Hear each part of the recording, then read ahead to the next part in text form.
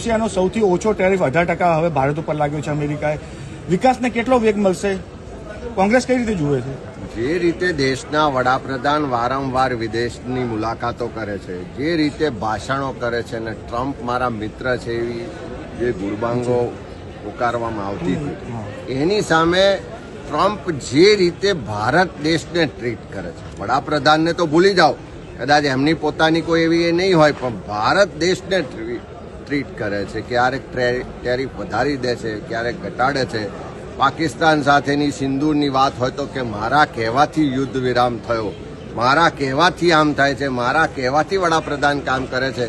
હું માનું છું કે આ દેશ માટે ખૂબ ખરાબ મેસેજ જઈ રહ્યો છે દુનિયામાં.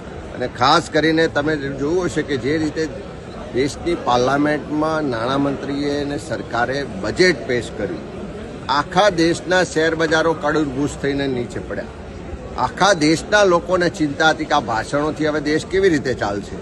એ જ રીતે હવે માનો કે એક ટ્રમ્પ ટેરિફ ઘટાડે એની ચર્ચાઓ કરીએ, પણ ભારતની સંસ્કૃતિ, ભારતની તાકાત, ભારતના લોકોની જે શક્તિ છે, અહીંના લોકોના દ્વારા જે ઇકોનોમી છે, એને કેવી રીતે મજબૂત બનાવાય, કેવી રીતે આપણે આત્મનિર્ભરની વાતો કરીએ છીએ તો ટ્રમ્પ પણ નિર્ભર ના રહેવું પડે કે ટેરિફ વધારે ઘટાડે ને એનાથી દેશની ઇકોનોમી ઉપર નીચે થાય.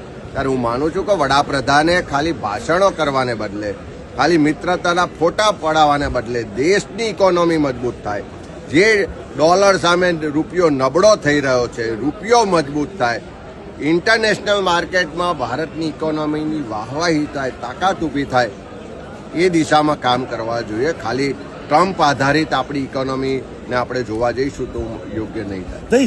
જ્યાં આગળ ચાઇના ઉપર 30% ટેરિફ છે, ઇન્ડિયા પર 18%, એવું નથી લાગતું મોદીએ મિત્રતા કામમાં આવી અને આજે એક રૂપિયો ચડ્યો છે? મિત્રતા કામમાં આવી હોત તો પહેલા ટેરિફ વધ્યો ના હોત.